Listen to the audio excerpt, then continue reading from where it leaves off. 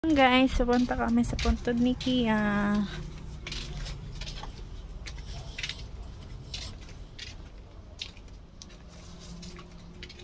Tayo na ito pala binantayan. Ang laki ng luya, oh. Tingnan mo.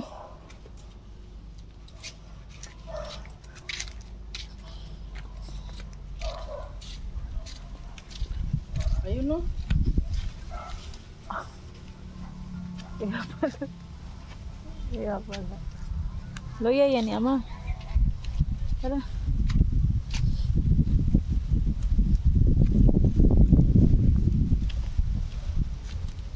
So, pupunta kami kay Kia, tapos pupunta kami saglit sa simbahan.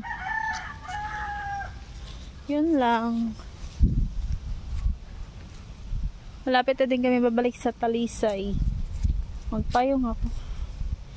Pero di muna ako magpayong kasi di pa ako nainitan, guys. Kasi puro lang ulan dito ngayon nang umiinit. So, ayan. Dami sa mga kakahuyan.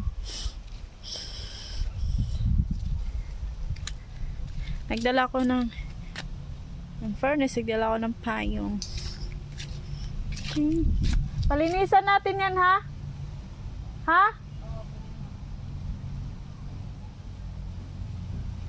So, yan to. Palinisan namin yung motor ni Kia kasi madumi na ang motor ni Kia. Kasi, syempre, motor yun ng anak ko. Kasi madami mga kahoyan. Nasa bukid kasi kami. Dito. Probinsya din naman to. Medyo madilim.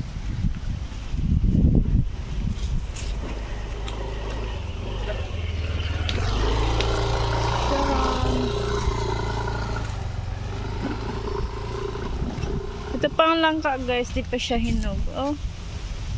Di pa siya hinog. Hinihingal na ako. Umpisa na yung hinga ko.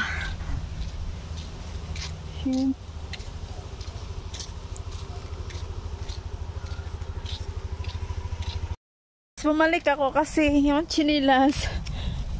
Hindi pala, oh. Tingnan mo yung chinilas. Sa pangloob to. Nakalimutan ko mag-change. Oh my God. Kaya pala parang iba.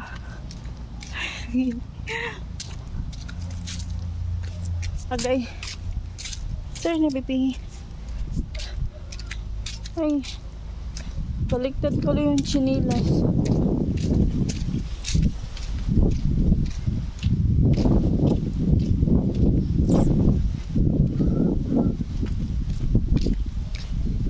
Oh, yada.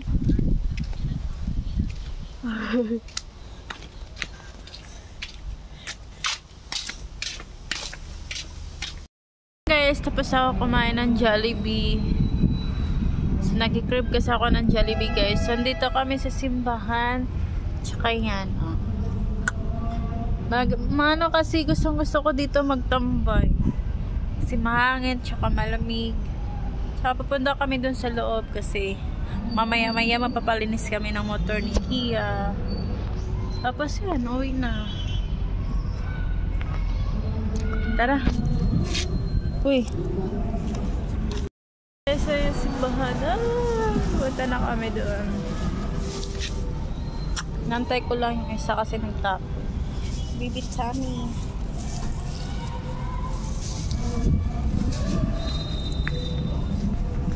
Sira pa naman yung chinilas. Wala talaga yung iwan. Tingnan mo.